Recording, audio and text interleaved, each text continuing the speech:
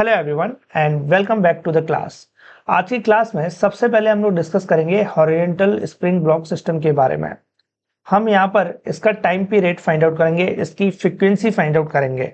Correct. तो हमें कैसे फाइंड आउट करना है, लेट्स सी इट एवरीवन। तो यहाँ पर हमारे पास में ये ब्लॉक है जिसका मास है m और एक स्प्रिंग है जिसकी स्टिफनेस है k, और इस ब्लॉक को हमने स्मूथ सरफेस पर रखा हुआ है जैसा कि इस पिक्चर में दिख रहा है। ये स्मूथ सरफेस है। तो सबसे पहले हमें आइडेंटिफाई करना है यहाँ पर इक्विलिब्रियम पोजीशन। तो ये है इक्विलिब्रियम पोजीशन।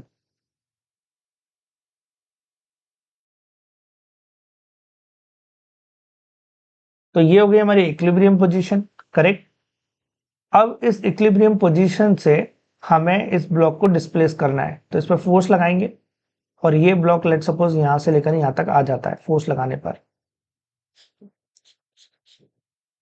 और स्प्रिंग से कनेक्टेड है स्टिल। करेक्ट। इलोंगेशन होगा स्प्रिंग में, और अभी जो इलोंगेशन हुआ है स्प्रिंग में वो है लेट सपोज x। यहां पर ब्लॉक पे हम फोर्स लगा रहे हैं टूवर्ड द राइट।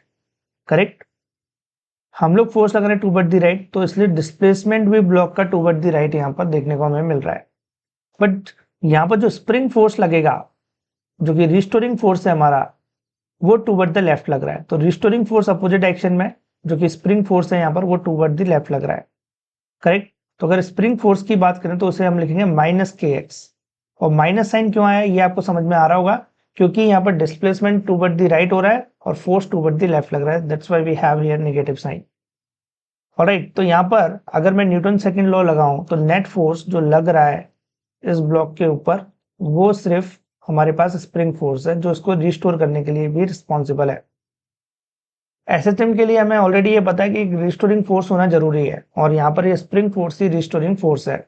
अगर ये ना हो तो ये कभी एसएचएम करेगा ही नहीं। तो net force is equal to minus के एक्स लिखेंगे, और के एक्स यहाँ पर क्या है, रिस्टोरिंग फोर्स है जो कि एक स्प्रिंग फोर्स है। करेक्ट। और ये जो नेट फोर्स है according to Newton second law, mass into acceleration के बराबर हो। तो हम यहाँ पे लिख सकते हैं एम इक्वल टू माइनस के एक्स। अब इसके बाद में मास को इसके नीचे लेके जाते हैं, तो एक्सेलरेशन इक्वल टू हो जाएगा minus K by M, minus K by M into X. Correct. So A equal to minus K by M into X हो जाएगा। अब उसके बाद नेक्स्ट हमें क्या करना है, यहाँ पर ए इक्वल टू, अब नेक्स्ट स्टेप में हम लोग क्या करने वाले हैं, यहाँ पर इसे स्टैंडर्ड एसएचएम इक्वेशन से कंपैरिजन करेंगे, और वो हमारे पास में क्या है, a equal to minus omega square x. ये हमारी स्टैंडर्ड एसएचएम इक्वेशन। तो जो भी हमारे साथ में एक्स के साथ में होगा वो ओमेगा स्क्वायर के बराबर होगा। तो यहाँ पर अगर मैं देखूं तो ये जो के बाई एम दिख रहा है वो एक्स के साथ में है, तो ये हमारा क्या होगा, ओमेगा स्क्वायर। करेक्ट। तो ओमेगा स्क्वायर इक्वल टू हमें मिल रहा है के बाई एम। जब हम इसे कंपैरिजन करेंगे, so omega square equal to हमें मिल रहा है K by M. So omega equal to क्या होगा, under root K by M. तो ये है हमारी एंगुलर फ्रीक्वेंसी। अगर आपको लीनियर फ्रीक्वेंसी फाइंड आउट करनी है तो ओमेगा इक्वल टू आप 2 पाई एफ लिख सकते हो, और एफ है यहाँ पर लीनियर फ्रीक्वेंसी। तो एफ इक्वल टू आपको मिल जाएगा 1/2 पाई under root K by M. अगर आप टाइम पीरियड निकालना चाहते हो तो टाइम पीरियड भी हम इजिली कैलकुलेट कर सकते हैं। टाइम पीरियड निकालने के लिए हमें क्या करना होगा, हमें पता है time period is equal to opposite of frequency. Correct. 1/f के बराबर होगा। तो हमारे पास में f तो ऑलरेडी है, उसको उल्टा कर दो तो टाइम पीरियड हो जाएगा। तो टाइम पीरियड कितना मिलेगा, 2 pi under root M by K. तो अगर फ्रीक्वेंसी को उल्टा कर देंगे तो टाइम पीरियड मिल जाएगा। तो देखो हमने क्या क्या निकाल दिया, हमने फ्रीक्वेंसी निकाली। करेक्ट। हमने एंगुलर फ्रीक्वेंसी भी कैलकुलेट करी, और हमने टाइम पीरियड भी निकाला। करेक्ट। तो इस तरीके से आप हॉरिजॉन्टल एसएचएम में टाइम पीरियड फाइंड आउट कर सकते हो। बहुत ही सिंपल सा काम है। ऑलराइट, इसे नोट करो, फिर आगे बढ़ते हैं हम लोग। नाउ नेक्स्ट हम लोग डिस्कस करेंगे वर्टिकल स्प्रिंग ब्लॉक सिस्टम के बारे में। करेक्ट। तो यहां पर हमें इस वर्टिकल स्प्रिंग ब्लॉक सिस्टम का एंगुलर फ्रीक्वेंसी या टाइम पीरियड फाइंड आउट करना है। कोई भी एक चीज मिल जाती है तो बाकी तो हम फाइंड आउट कर ही लेते हैं। ऑलराइट। तो कैसे हम लोग इसका फाइंड आउट करेंगे time period, let's see it everyone. सबसे पहले हम लोग आइडेंटिफाई करते हैं इक्विलिब्रियम पोजीशन। तो अभी ये जो ब्लॉक है वो इक्विलिब्रियम पोजीशन पे है, ना तो ये नीचे की तरफ जा रहा है ना ही ऊपर की तरफ जा रहा है। तो ये है इसकी इक्विलिब्रियम पोजीशन।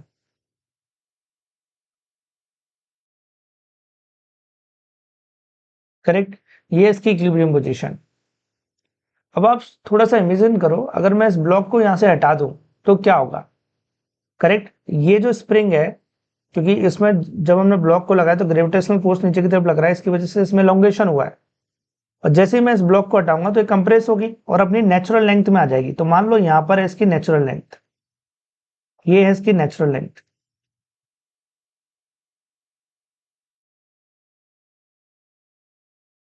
करेक्ट, सो ये है इसकी नेचुरल लेंथ। तो नेचुरल लेंथ से इसका जो एलोंगेशन हुआ है स्प्रिंग का, वो हुआ है एक्स नॉट जितना। तो जैसे ही हमने इसे ब्लॉक को हैंग किया, वैसे ही इसमें एक्स नॉट जितना एलोंगेशन हुआ। जब ये इक्विलिब्रियम पोजीशन पे है तो इस पे लगने वाला डाउनवर्ड ग्रेविटेशनल फोर्स ऊपर लगने वाले स्प्रिंग फोर्स के बराबर होगा। और स्प्रिंग फोर्स कितना है, के एक्स नॉट, क्योंकि एक्स नॉट जितना इसमें एलोंगेशन हुआ है नेचुरल लेंथ से। करेक्ट। नाउ नेक्स्ट हम लोग क्या करेंगे, यहां पर हमें M g equal to k x not मिल गया, ये हो गई हमारी इक्वेशन नंबर 1। अब नेक्स्ट हमें क्या करना है, यहां पर इस ब्लॉक पे थोड़ा सा फोर्स लगाएंगे हम लोग। फोर्स लगाएंगे तो ब्लॉक आएगा नीचे की तरफ। मान लो हमने इस पर फोर्स लगाया, अब ये ब्लॉक आ गया डाउनवर्ड।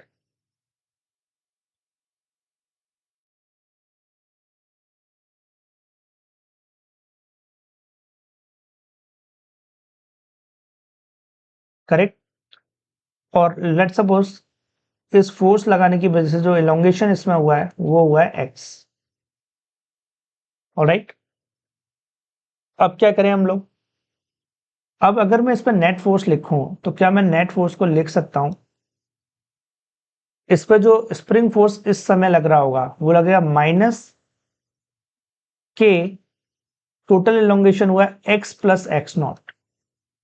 करेक्ट, तो माइनस के एक्स प्लस एक्स नॉट, ये तो स्प्रिंग फोर्स हो गया, plus M G. M G लग रहा है डाउनवर्ड डायरेक्शन में, उसे मैंने पॉजिटिव ले लिया। स्प्रिंग फोर्स लग रहा है अपवर्ड डायरेक्शन में, उसे मैंने नेगेटिव ले लिया। करेक्ट, सो ये हो गया हमारा net force according to Newton second law. ये जो नेट फोर्स लग रहा है इसे हम इक्वेट करते हैं मास इनटू एक्सीलरेशन के। तो एम ए इक्वल टू हमारे पास में होगा माइनस के x plus x not plus M g. अब इसे थोड़ा सिंप्लीफाई करते हैं, तो m A equal to minus के x not plus M g होगा। करेक्ट, अब उसके बाद m g equal to k x not है, तो m g equal to k x not है, तो आप इससे इसको कैंसिल आउट कर दोगे। अब आपके पास में क्या होगा, M A equal to minus के एक्स, ये इक्वेशन मिल रही है आपको। करेक्ट, अब एक न्यू पेज ले लेते हैं हम लोग। तो हमें मिला mass into acceleration equal to k x. Correct, a equal to आप लिख सकते हो minus k by m into x. Alright, अब स्टैंडर्ड एसएचएम इक्वेशन से कंपेयर करेंगे जो कि है a equal to minus omega square x. तो कंपैरिजन करने पर जो ओमेगा स्क्वायर की वैल्यू हमारे पास में आ रही है, या बोले तो ओमेगा की जो वैल्यू आ रही है वो आ रही है under root K by M. Correct, तो यही है हमारा ओमेगा स्क्वायर के इक्वल के बाई एम। ये क्लियर हो गया। तो अगर आप यहाँ पर ध्यान दो, यहाँ पर भी एंगुलर फ्रीक्वेंसी हमारी under root K by M ही आई है। जब हॉरिजॉन्टल एसएचएम पढ़ा था हमने तब भी रूट के बाई एम थी। यहाँ पर जब हमने निकाली थी एंगुलर फ्रीक्वेंसी तब भी रूट के बाई एम थी, और अभी भी रूट के बाई एम आ रही है। दोनों ही केसेस में रूट के बाई एम है। तो आपको ये चीज दिमाग में रखना है अपने। आप चाहे हॉरिजॉन्टली हैंग कर दो, हॉरिजॉन्टली एसएचएम करवाओ, या वर्टिकली करवाओ, या फिर इंक्लाइन प्लेन पे कर पाओ। मान लो कि इंक्लाइन प्लेन है और ये स्मूथ है, फ्रिक्शन यहाँ पर नहीं है, मी इक्वल टू 0 है। करेक्ट, तो अगर इंक्लाइन प्लेन भी है और किसी भी एंगल पर हो ये,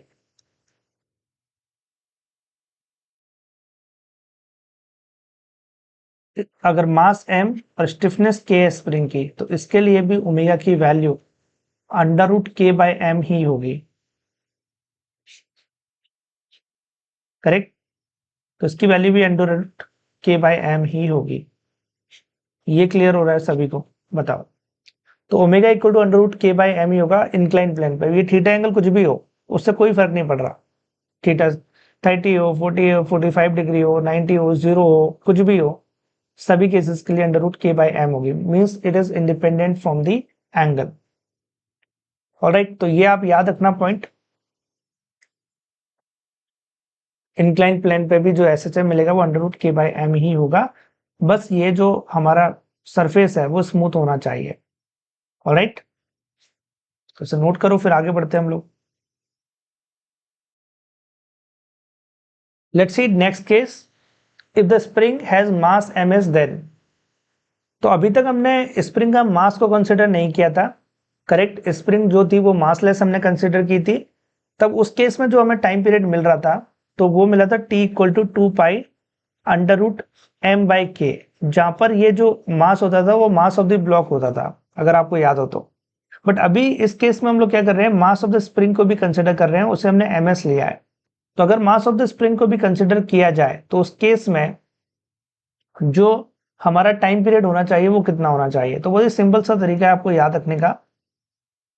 करेक्ट, अगर आपको टाइम पीरियड फाइंड आउट करना है तो टाइम पीरियड आप लिख सकते हो 2 pi under root M plus M S by 3।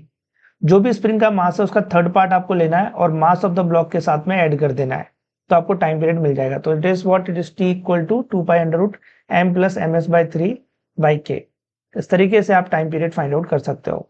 Alright, तो इसे भी नोट करो, फिर आगे बढ़ते हैं। Now let's see this question. The string, the spring and the pulley shown in the figure are light. Find the time period of the mass m. हमें इस क्वेश्चन में फाइंड आउट करना है टाइम पीरियड मास m का क्या होगा। Correct, तो यहाँ पर हमारे पास ब्लॉक है जिसका मास m है, ये स्प्रिंग है जिसकी स्टिफनेस k है, स्प्रिंग को एक स्ट्रिंग से कनेक्ट किया गया है यहाँ पर, और ये ब्लॉक के साथ में कनेक्टेड है, और ये हमारी पुली। करेक्ट, यहाँ पर हमें फ्रिक्शन नहीं लेना है, हम मान के चलेंगे मी इक्वल टू 0 है। मतलब सिंपली हो क्या रहा है, यहाँ पर जो ब्लॉक है अगर हम फ्रिक्शन कंसिडर ना करें, करेक्ट, तो सिंपली ये जो ब्लॉक है वो स्लाइड करेगा इसके ऊपर। ये समझ पा रहे हो आप, स्लाइड करेगा यहाँ पर, और पुली रोटेट नहीं करेगी क्योंकि पुली पर कोई फोर्स लग ही नहीं रहा। यहाँ पर अगर हम फ्रिक्शन कंसिडर ना करें तो force between the string and the pulley is 0। Correct, कोई फोर्स लगेगा ही नहीं, तो पुली यहाँ पर रोटेट नहीं करेगी। तो मान के चल रहे हैं यहाँ पर पुली रोटेट नहीं कर रही है। करेक्ट, क्योंकि यहां पर हम फ्रिक्शन कंसिडर नहीं कर रहे between the string and the पुली। और उसके बाद एक बात और हमें ध्यान रखना है कि ये जो हमने स्ट्रिंग ली हुई है इसका भी हमने मास यहाँ पर कंसिडर नहीं किया हुआ है, और स्प्रिंग का भी मास हमने कंसिडर नहीं किया है। ना तो स्प्रिंग का मास कंसिडर किया, ना ही स्ट्रिंग का मास कंसिडर किया है, इन्हें हमने आइडियल मान के रखा है। तो ये सारे हमने अजम्पशंस लिए हैं। अब इसके बाद में हमें इस क्वेश्चन को सॉल्व करना है इन सारे अजम्पशंस के साथ में, क्योंकि अगर मैं यहाँ पर मास कंसिडर करूं तो आंसर डिफरेंट होगा। करेक्ट, तो हमें यहाँ पर मास कंसिडर नहीं करना है। अब इन अजम्पशंस के साथ में हम इस क्वेश्चन को सॉल्व करेंगे। तो बहुत ही सिंपल सा क्वेश्चन है। सबसे पहले हम लोग देखते हैं इसकी इक्विलिब्रियम पोजीशन पे, तो अभी इक्विलिब्रियम पोजीशन पर ही होगा। करेक्ट, तो अभी ये इक्विलिब्रियम पोजीशन पर है। अगर मैं इस ब्लॉक को हटा दूं तो ये ऊपर की तरफ जाएगा ब्लॉक। जब मैं ब्लॉक को रिमूव करूंगा तो स्ट्रिंग ऊपर की तरफ जाएगी, क्योंकि यहाँ पर जो स्प्रिंग है उसमें कंप्रेशन होगा। करेक्ट, और जब ब्लॉक को लगाऊंगा तो ये जो ब्लॉक है वो डाउनवर्ड आएगा, क्योंकि ग्रेविटेशनल फोर्स लगेगा, इसकी वजह से स्प्रिंग में इलोंगेशन होगा। तो हम मान के चलते हैं यहाँ पर जो इलोंगेशन हो रहा है in the spring it is x not. Correct, अब आपको क्या करना है, इक्विलिब्रियम पोजीशन से डाउनवर्ड डायरेक्शन में कुछ फोर्स लगाना है। आपने फोर्स लगाया यहाँ पर, और आपने फोर्स लगाया तो ब्लॉक आ जाएगा हमारा यहां से यहां पर।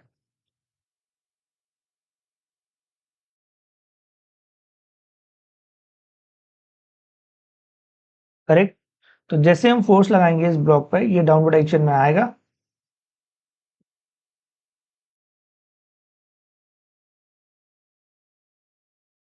और लेट सपोज यहाँ पर जो इलोंगेशन हुआ है वो हुआ है x जितना इलोंगेशन यहाँ पर हुआ है हमारा। ठीक है, ये भी क्लियर है, और अभी भी ये स्ट्रिंग के साथ में कनेक्टेड है। नाउ नेक्स्ट हम लोग क्या करने वाले हैं, तो ये तो थी हमारी नेचुरल लेंथ, इसको भी मैं लिख लेता हूँ यहाँ पर, ये हमारी नेचुरल लेंथ।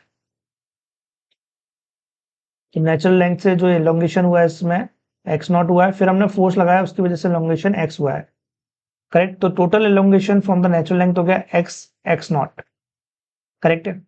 तो जब ये इक्विलिब्रियम पोजीशन में होगा तब इस पर नेट फोर्स जीरो होंगे, करेक्ट, और ग्रेविटेशनल फोर्स स्प्रिंग फोर्स के बराबर होगा जो कि के एक्स नॉट है, करेक्ट। और ये हो गया हमारी इक्वेशन नंबर 1। और अगर मैं इस पर नेट फोर्स देखूं, जब मैं इस पर फोर्स लगाऊंगा ब्लॉक पे डाउनवर्ड डायरेक्शन में, तो इसमें जो नेट फोर्स लग रहा होगा उसे मैं क्या लिख सकता हूं, उसको मैं लिखूंगा net force is equal to ऊपर की तरफ स्प्रिंग फोर्स माइनस के एक्स प्लस एक्स नॉट और डाउनवर्ड डायरेक्शन में ग्रेविटेशनल फोर्स जो कि mg है। According to Newton second law हम इसे नेट फोर्स को मास इनटू एक्सीलरेशन के इक्वेट करेंगे, तो हमारे पास इक्वेशन होगी m इक्वल टू माइनस के एक्स नॉट प्लस mg। अब उसके बाद में mg और के एक्स नॉट इक्वल है, तो इन दोनों को कैंसिल आउट कर देंगे एक दूसरे से, तो हमारे पास में आएगा mass into acceleration equal to minus के एक्स, करेक्ट। तो यहाँ पर a इक्वल टू हमें मिल जाएगा minus K by M into x, ये हमें मिल जाएगा, करेक्ट। अब उसके बाद में नेक्स्ट हमें क्या करना है, यहाँ पर इसे स्टैंडर्ड एसएचएम इक्वेशन से कंपैरिजन करेंगे जो कि है a equal to minus omega square x. तो अगर आप इसे कंपैरिजन करोगे तो जो आपको k बाय एम दिख रहा है this is what, this is omega square, ये ओमेगा स्क्वायर होगा। तो यहाँ पर ओमेगा की वैल्यू हमें मिल जाएगी अंडर रूट के बाय एम। तो टाइम पीरियड क्या मिलेगा हमें, इसे हम 2 पाई एफ से इक्वेट कर सकते हैं, तो एफ मिल जाएगा हमें, और टाइम पीरियड हमें मिलेगा 2 pi under root M by K, correct. तो ये हमें टाइम पीरियड मिल जाएगा 2 pi under root M by K. तो इस तरीके से हम टाइम पीरियड और एंगुलर फ्रीक्वेंसी फाइंड आउट कर सकते हैं, करेक्ट। सो आई होप आपको ये क्लियर हुआ होगा, इसे नोट करो फिर हम आगे बढ़ते हैं। Now let's see one question on the basis of this concept. Time period of the particle in SHM is 8 seconds. At t equal to 0, it is at the mean position. The ratio of the distance traveled by it in the first and second is. तो इस question में हमें time period SHM का given है 8 second, correct. और eight t equal to 0 जो हमारा particle है वो मीन पोजीशन पर है। तो यहाँ पर टाइम पीरियड हमें कितना गिवन है, 8 सेकेंड इस क्वेश्चन में, एक इंफॉर्मेशन ये गिवन है, और वो मीन पोजीशन पर t इक्वल टू 0 पर, तो मतलब 5 इक्वल टू 0 होगा यहाँ पर, करेक्ट, क्योंकि वो मीन पोजीशन पर। उसके बाद में the ratio of the distance travel by it in the first and second, हमें डिस्टेंस ट्रेवल का रेशियो फाइंड आउट करना है फर्स्ट एंड सेकेंड में। तो देखते हैं इस क्वेश्चन को हम कैसे सॉल्व कर सकते हैं और क्या हो रहा है इस क्वेश्चन में। तो ये स्प्रिंग है, ये ब्लॉक है, करेक्ट। ये है मीन पोजीशन, ये है एक्सट्रीम पोजीशन, और ये भी है हमारी एक्सट्रीम पोजीशन, ऑलराइट। सो हमें फाइंड आउट करना है distance travel by in first and second. तो लेट सपोज फर्स्ट सेकेंड में वो यहां पर कहीं होगा, यहां पर t इक्वल टू 0 पर, यहां पर वो t इक्वल टू 1 सेकेंड में, और यहां पर t इक्वल टू 2 सेकेंड में। तो जो डिस्टेंस ट्रेवल किया उसने फर्स्ट सेकेंड में, मतलब ये डिस्टेंस है हमारी x1, और distance travel in the second मतलब x2। इन दोनों का हमें रेशियो फाइंड आउट करना है, करेक्ट। इन दोनों का हमें रेशियो फाइंड आउट करना है। क्वेश्चन में हमें x1 बाय x2 का रेशियो निकालने के लिए बोला गया है।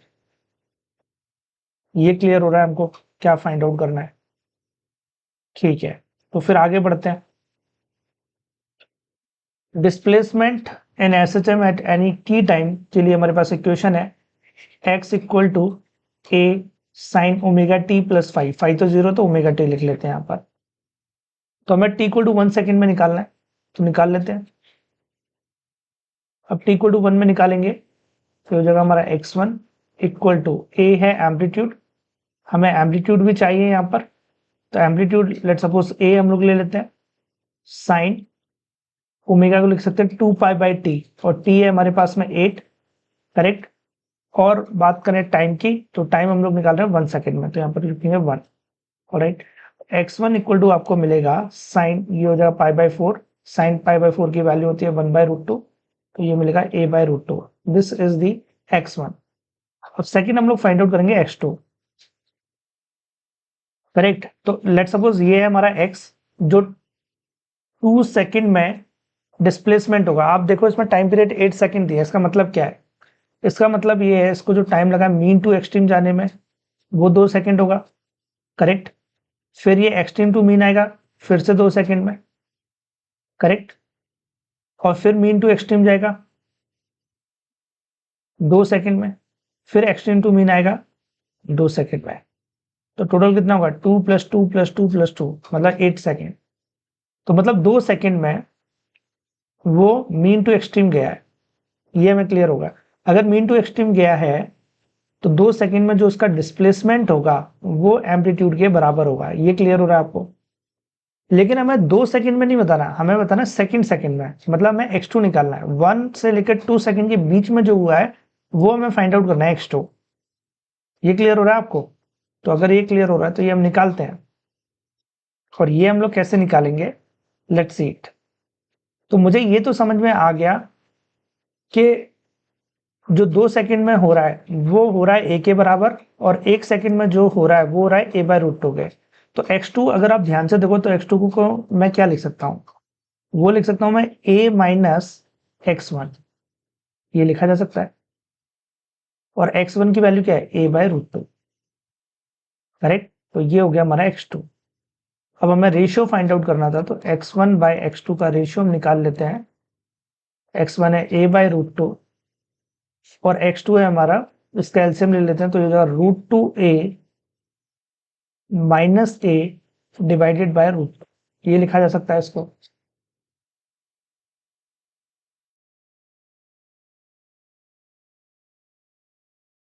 अब √2 से √2 कैंसिल आउट हो जाएगा, a से a कैंसिल आउट हो जाएंगे सारे। तो फाइनली हमारे पास में क्या आ रहा है? फाइनली हमारे पास में आएगा यहाँ पर 1 डिवाइडेड बाय √2 - 1, और यही हमारा फाइनल आंसर होगा 1/√2 - 1। करेक्ट, ये होगा रेशियो फर्स्ट और सेकंड सेकंड में जो डिस्टेंस ट्रेवल करिए उसका रेशियो। इसे नोट करो, फिर आगे बढ़ते हैं। और यहाँ पर अगर ऑप्शन देखें तो कौन सा ऑप्शन करेक्ट हो रहा है? Option number D. D is the correct answer for this question. Let's see next question. A body of mass m is attached to the lower end of the spring whose upper end is fixed. The spring has negligible mass. When the mass m is slightly pulled down and released, it oscillates with a time period of 3 seconds. On increasing the mass by 1 kg, the time period of oscillation is becoming 5 seconds. The value of m in kg. इस question में हमें m की value find out करनी है। तो यहाँ पर दो कंडीशन हमें गिवन है। करेक्ट, क्या हो रहा है इस क्वेश्चन में? एक हमारे पास स्प्रिंग ब्लॉक है, जो ब्लॉक है वर्टिकली हैंग कर रहा है स्प्रिंग के साथ में। लेट सपोज स्टिफनेस स्प्रिंग की है के, और इसके साथ में जो मास, जो ब्लॉक हैंग किया है उसका मास है m। करेक्ट, तो उस टाइम पर जो टाइम पीरियड हमें मिल रहा है वो मिल रहा है 3 सेकेंड। तो टाइम पीरियड का फॉर्मूला हमें पता है t = 2 पाई √m/k होता है। अब हमने क्या किया, 1 kg मास इंक्रीज कर दिया, तो टाइम पीरियड बन जा रहा है 5 सेकेंड। तो यहां पर आप स्प्रिंग चेंज नहीं कर रहे। करेक्ट, स्प्रिंग आप नहीं बदल रहे हो, आप सिर्फ मास को बढ़ा रहे हो। तो हमें पता time period is equal to 2 pi √m/k है, तो k तो कांस्टेंट है, तो हम कह सकते हैं t is directly proportional to √m है। करेक्ट, तो यहां पर अगर मैं रेशियो लूं टाइम पीरियड का फर्स्ट और सेकंड केस में, तो क्या मैं लिख सकता हूं t1/t2 इक्वल टू √m1/√m2। क्या ये लिखा जा सकता है? और जो m2 की वैल्यू वो होगी वो कितनी होगी? हमने क्या किया, हमने जो ब्लॉक है उसमें 1 kg मास एक्स्ट्रा कर दिया, तो जो m2 हो जाएगा वो m+1 होगा। क्या ये क्लियर हो रहा है आपको? ठीक है, तो t1 भी है t2 भी है। t1 कितना है? 3 सेकेंड, और t2 कितना है? 5 सेकेंड। क्लियर है? √m1 की वैल्यू है m, और m2 की वैल्यू है हमारे पास में m+1, ये हमें मिल रहा है। अब हमें m फाइंड आउट करना है, तो दोनों साइड स्क्वायर करो, तो ये हो जाएगा 9/25 equal to m divided by m+1। So simplify करते हैं, तो ये जो 9m + 9 equal to 25m, correct. तो ये हो जाएगा 9 इक्वल टू 16m, उसके बाद m की वैल्यू आ जाएगी 9/16 kg, और यही हमारा फाइनल आंसर होगा 9/16 kg। तो करेक्ट आंसर कौन सा होगा? Option number A, 9/16।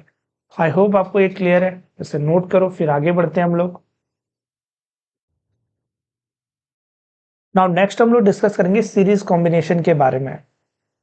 सो अगर हम दो स्प्रिंग को सीरीज में कंबाइन कर दें तो उनकी इक्विवेलेंट स्टिफनेस क्या होगी, ये हम लोग फाइंड आउट करना चाहते हैं। तो ये मैंने दो स्प्रिंग ली और दोनों स्प्रिंग को मैंने सीरीज में कंबाइन कर दिया। जो फर्स्ट स्प्रिंग है उसकी स्टिफनेस है K1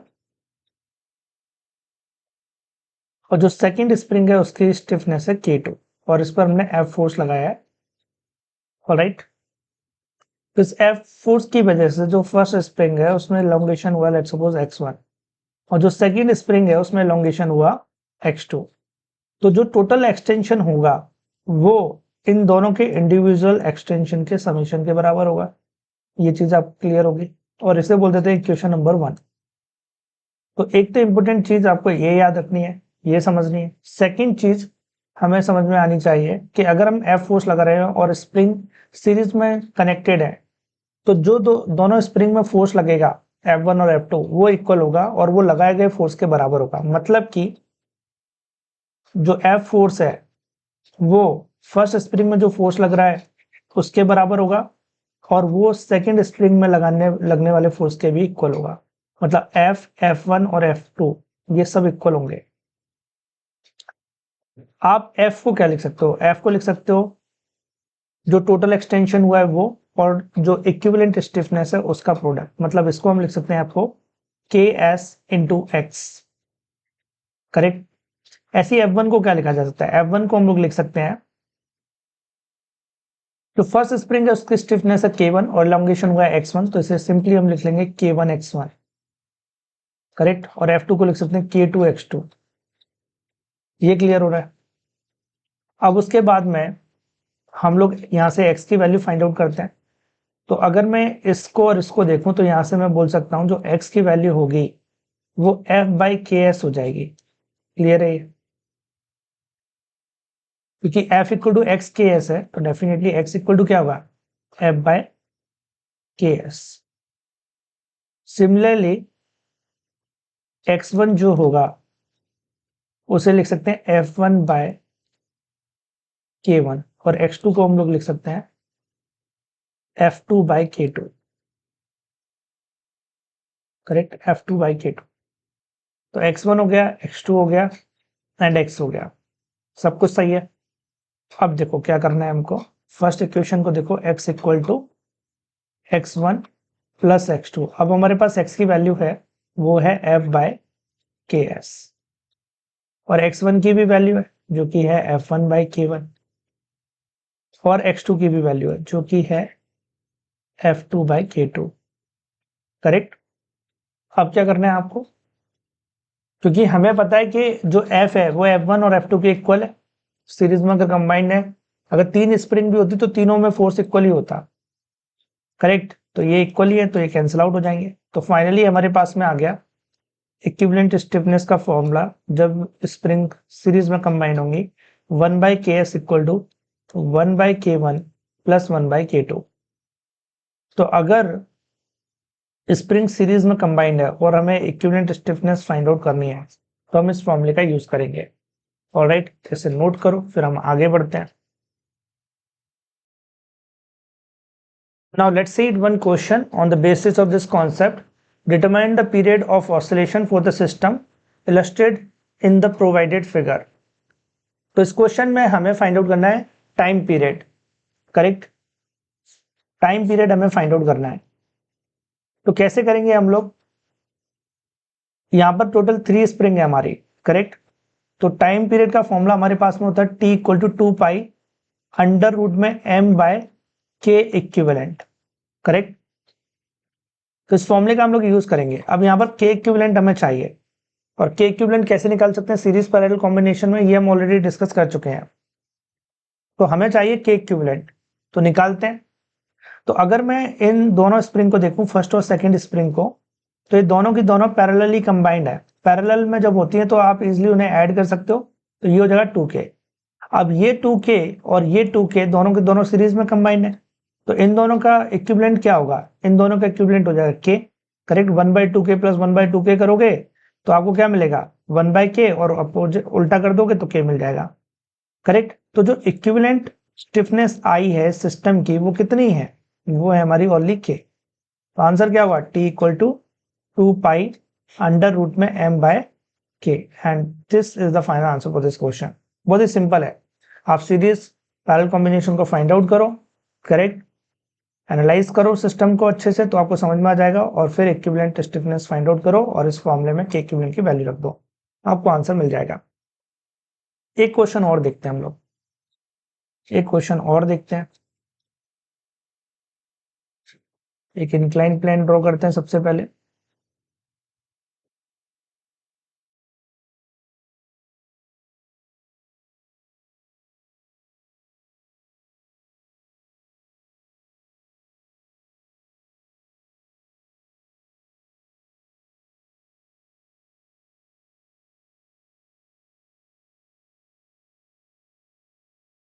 ये है हमारा इंक्लाइन प्लेन,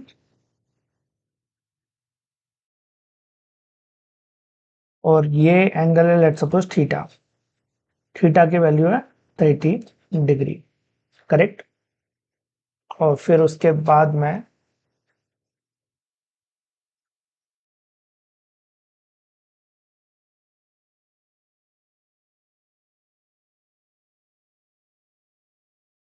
अब यहाँ पर एक ब्लॉक रखते हैं,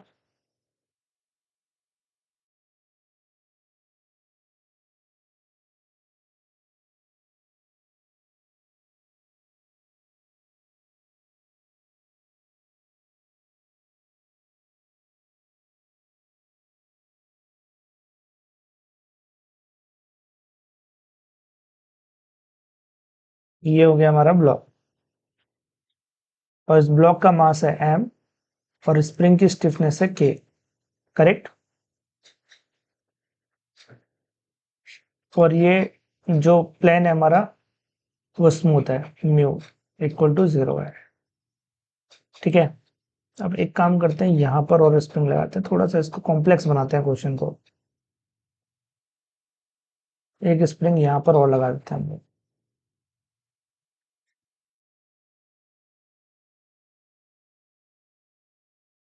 और एक स्प्रिंग और लगा देते हैं।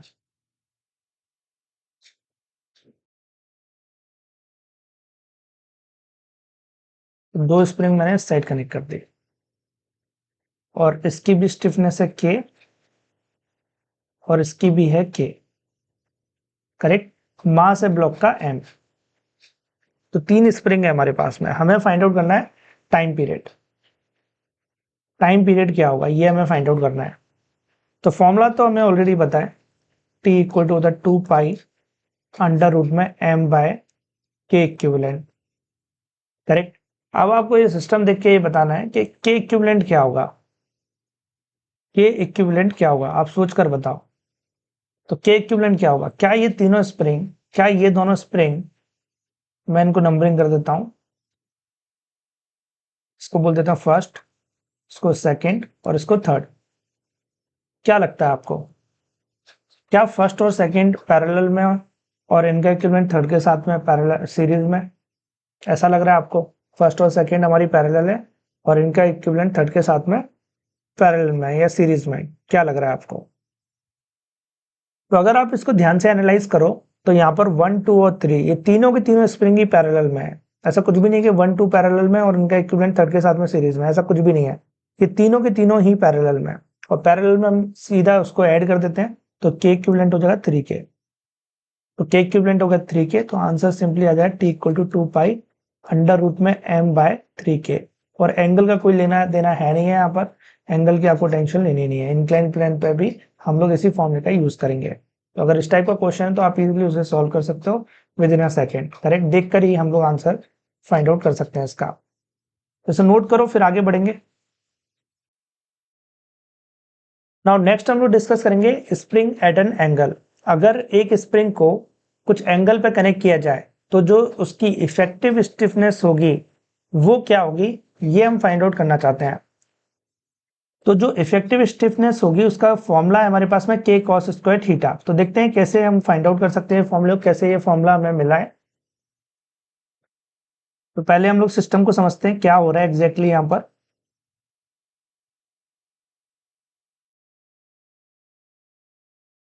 ये हमारी एक स्प्रिंग है जो कि एंगल पे कनेक्टेड है। यहाँ पर एक ब्लॉक है, करेक्ट।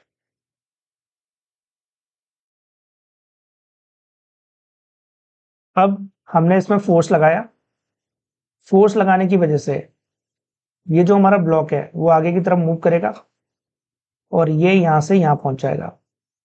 लेट्स सपोज यहां से यहां चला जाएगा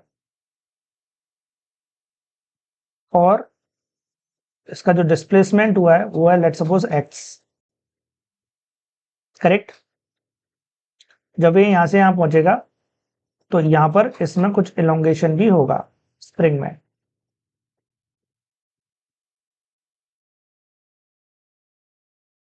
ऑलराइट, तो ये कुछ ऐसा दिखाई देगा। अब यहां से एक परपेंडिकुलर ड्रॉ करते हैं हम लोग।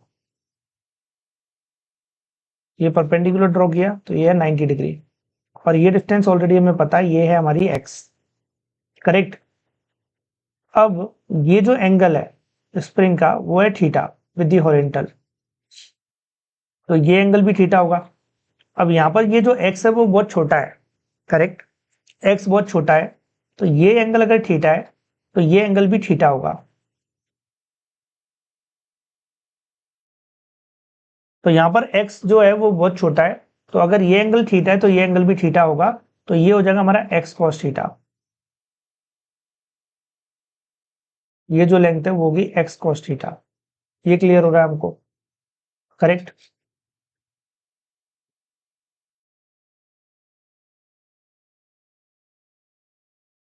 ये हो जाएगी x cos थीटा। अब उसके बाद आगे क्या होगा। ये तो हो गया हमारा x cos थीटा। स्टिफनेस इसकी k है, हमें इक्विवेलेंट फाइंड आउट करनी है। ऑलराइट, तो इक्विवेलेंट डायग्राम बनाए।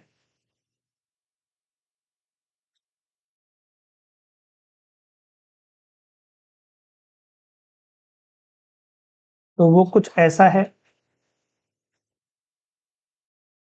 करेक्ट। और इस स्प्रिंग की जो इफेक्टिव स्टिफनेस है वो है के ई, करेक्ट। और ये इफेक्टिव स्टिफनेस ही हम लोग फाइंड आउट करना चाहते हैं यहाँ पर।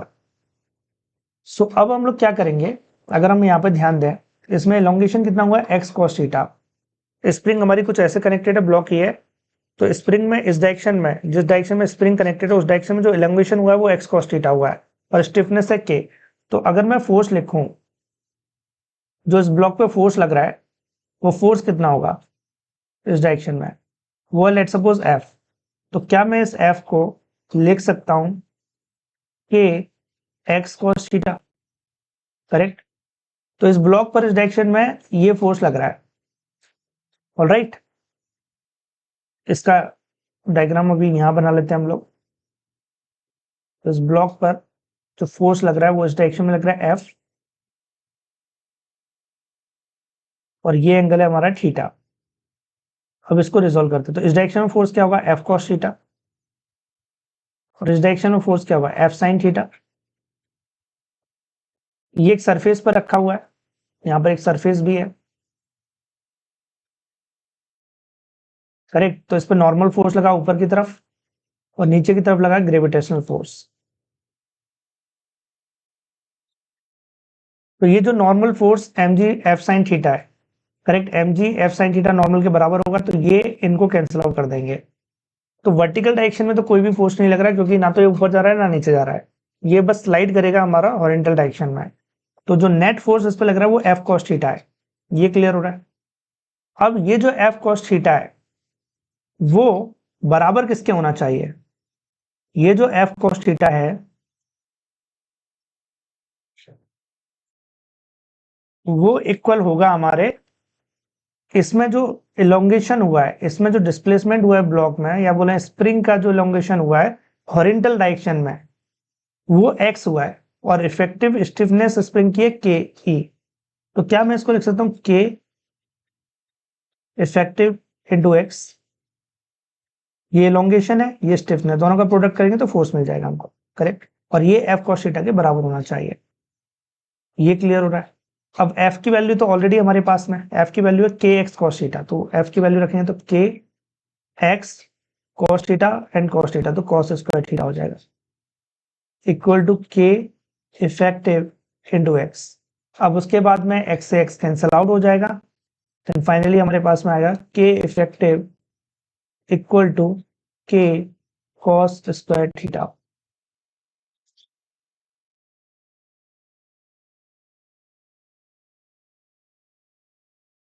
तो ये हमारी के इफेक्टिव की वैल्यू, के कॉस स्क्वायर थीटा। करेक्ट। तो अगर स्प्रिंग एंगल में कनेक्टेड है, ऑलराइट, और अगर हम उसकी इफेक्टिव स्टिफनेस फाइंड आउट करना चाहते हैं, तो उसकी इफेक्टिव स्टिफनेस के कॉस स्क्वायर थीटा फॉर्मूले से हम फाइंड आउट कर सकते हैं। तो इसे नोट करो, फिर एक क्वेश्चन भी देखेंगे तो आपको क्लियर होगा कि किस टाइप के क्वेश्चन हमें करने चाहिए इस फॉर्मूले की हेल्प से। Now let's read one question on the basis of this concept. A particle of mass m is attached to three spring A, B, C of equal force constant K as shown in the figure. If the particle is pushed slightly against the spring C and released, find the time period of the oscillation. तो इस question में क्या हो रहा है, हमारे पास तीन spring है, जो स्प्रिंग A और B है उनके बीच का एंगल 90 डिग्री है, जैसा कि फिगर में दिख रहा है। करेक्ट। और जो C स्प्रिंग है वो हॉरिजॉन्टल के साथ में 45 डिग्री का एंगल बना रही है। हम ये जो ब्लॉक है जिसका मास m है उसे अगेंस्ट दी सी, करेक्ट, ये ब्लॉक है और स्प्रिंग सी लगी, उसके अगेंस्ट हम लोग इसे पुश करेंगे और छोड़ देंगे। हमें बताना है इसका टाइम पीरियड क्या होगा, ये हमें निकालना है। करेक्ट। तो हम इसको कैसे सॉल्व करेंगे, अगेंस्ट दी सी हमें पुश करना है। सो अगर इसका इक्विवेलेंट हम लोग फाइंड आउट करें ए और बी स्प्रिंग के अलोंग दी सी, तो वो कितना होगा, लेट्स सी इट।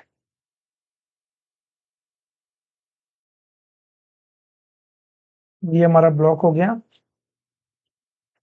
इसका मास है m, सी स्प्रिंग हमारी यहां पर कनेक्टेड है,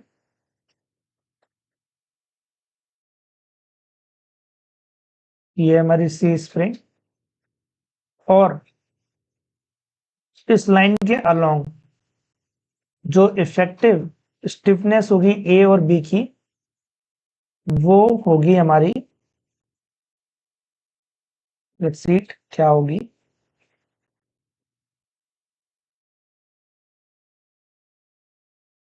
तो इस लाइन के अलोंग जो इक्विवेलेंट स्टिफनेस होगी ए और बी की, उसे हम निकालने के लिए इस फॉर्मूले का यूज कर सकते हैं। ये फॉर्मूला अभी अभी हमने पढ़ा था, के कॉस स्क्वायर थीटा। करेक्ट। के कॉस स्क्वायर थीटा। अब यहाँ पर जो थीटा है वो कितना है, थीटा तो 45 डिग्री है। करेक्ट। तो अगर 45 डिग्री है तो कॉस स्क्वायर 45, और कॉस 45 की वैल्यू 1/√2 होती है, स्क्वायर करेंगे तो 1/2, तो k/2 हो जाएगा इफेक्टिव।